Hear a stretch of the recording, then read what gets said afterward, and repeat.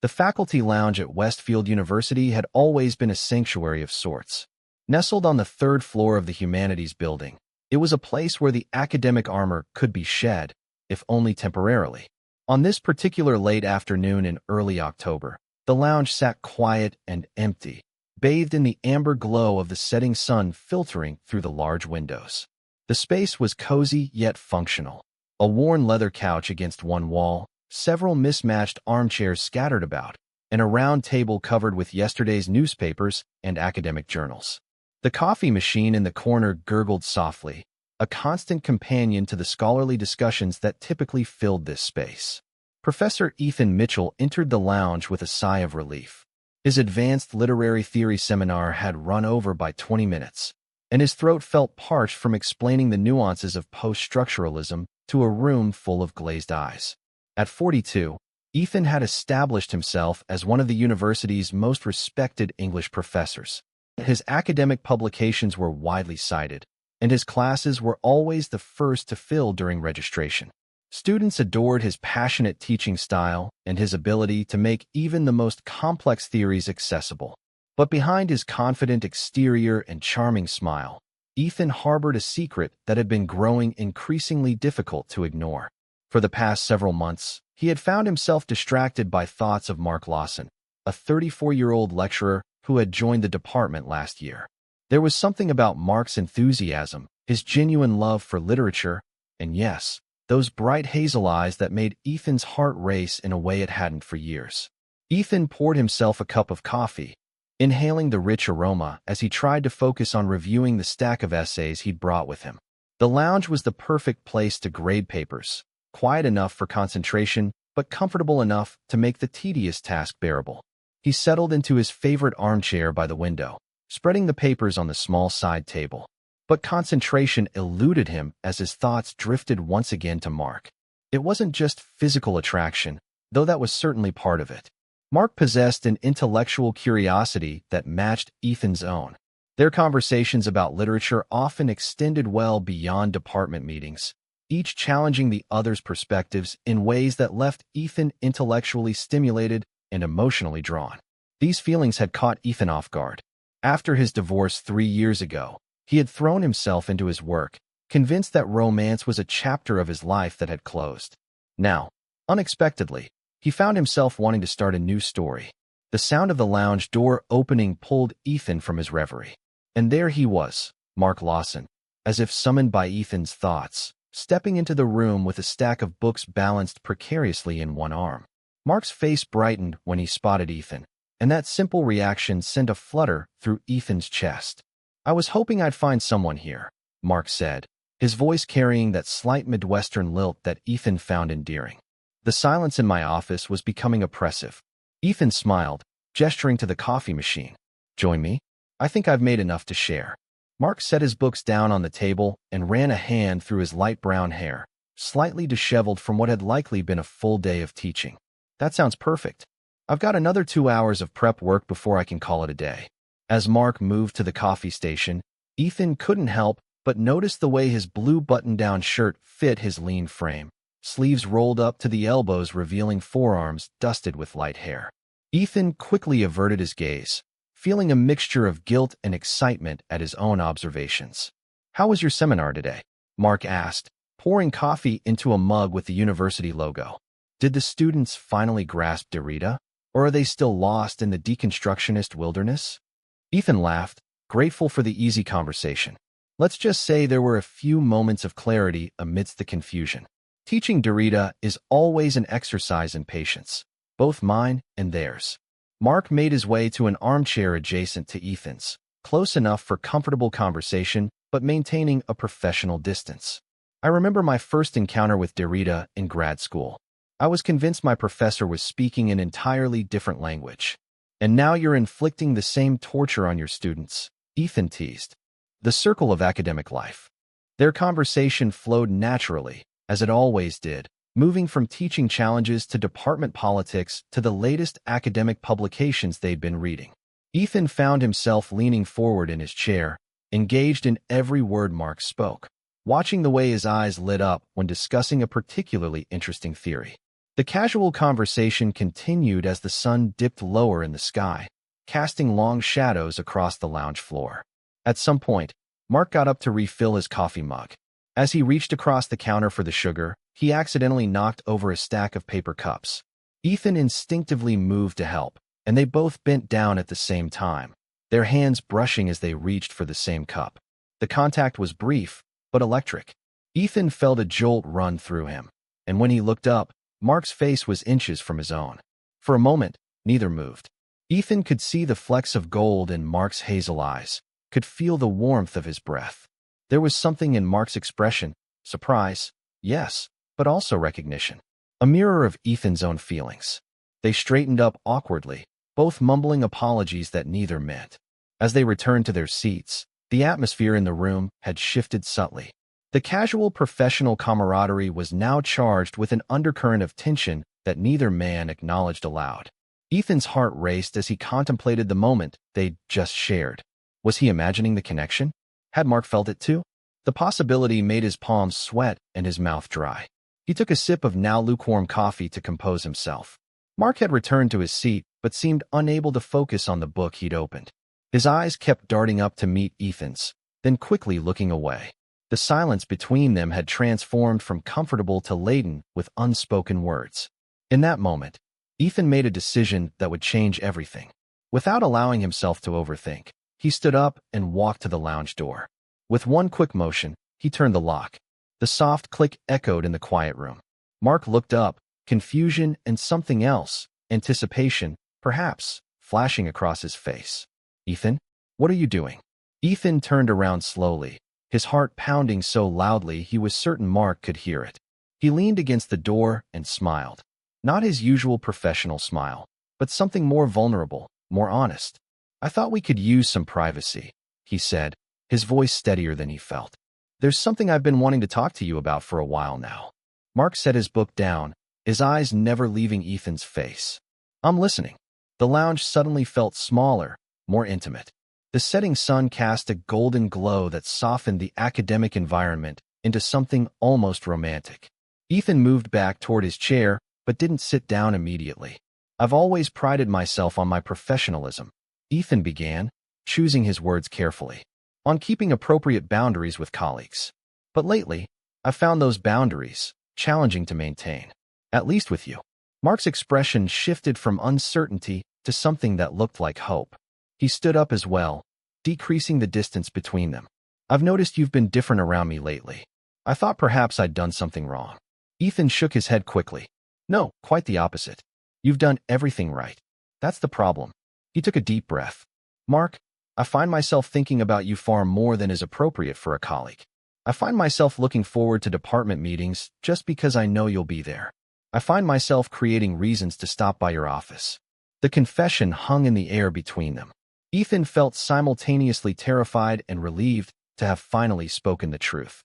He watched Mark's face carefully, prepared for rejection, for disgust, for a polite but firm redirection of their relationship back to strictly professional grounds. What he saw instead was a slow smile spreading across Mark's face, transforming his features with a radiance that took Ethan's breath away.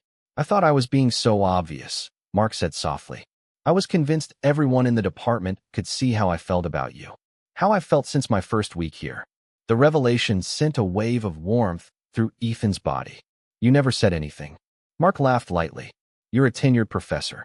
I'm a lecturer hoping for a permanent position. The power dynamics alone made it seem impossible. Not to mention, I wasn't even sure if you were interested in men." "I'm interested in you," Ethan said simply.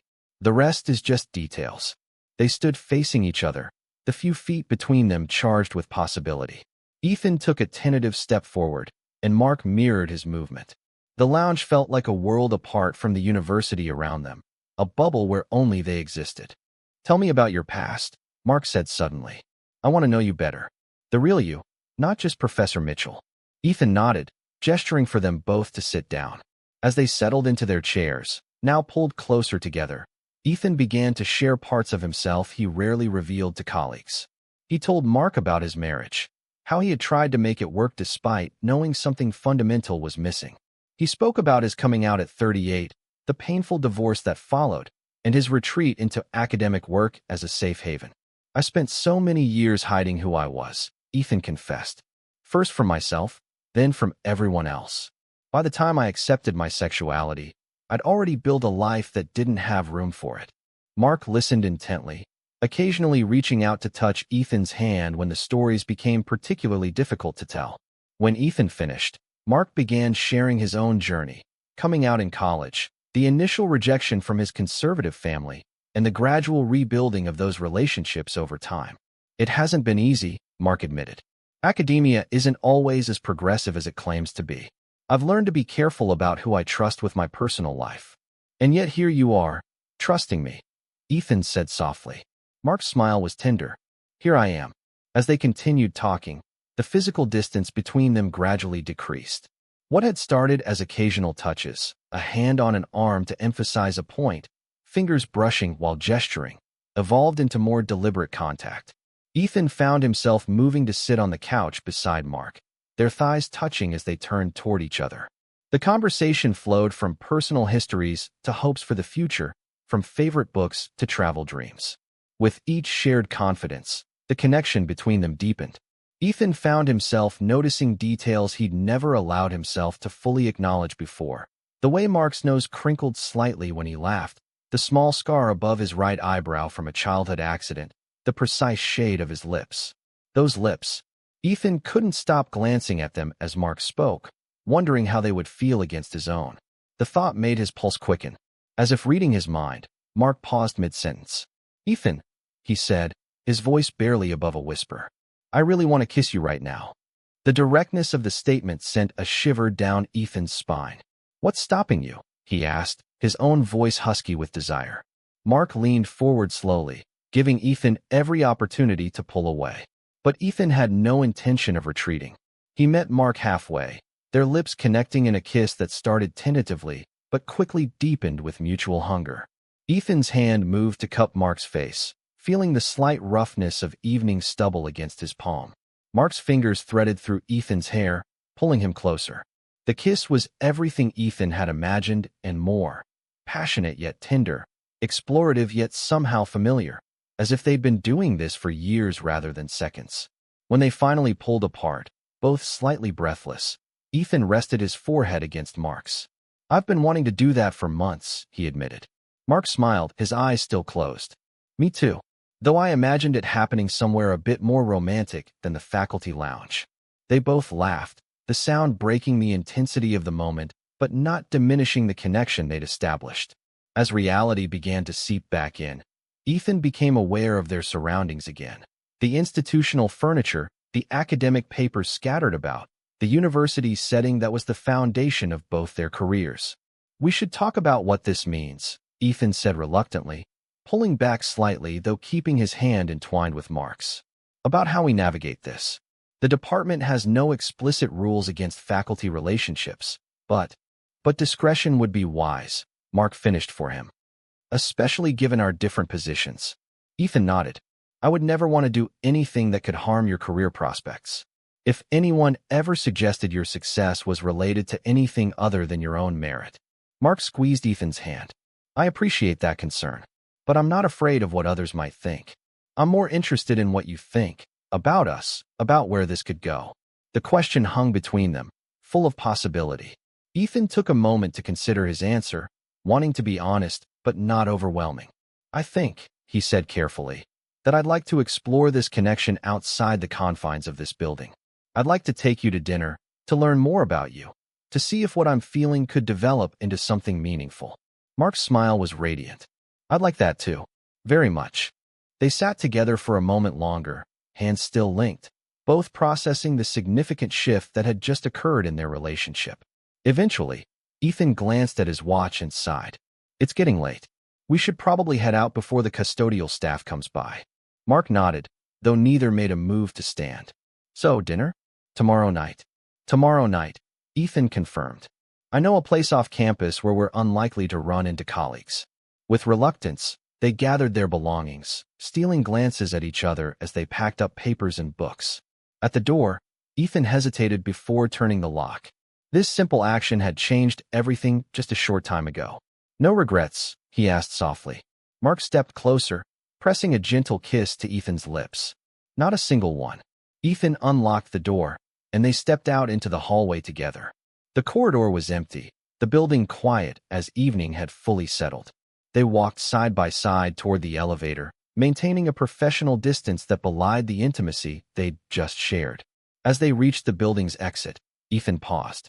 "Would you like a ride home?" Mark's smile held a promise of things to come. "I would. And maybe you'd like to come up for coffee? Real coffee, not the departmental sludge we've been drinking."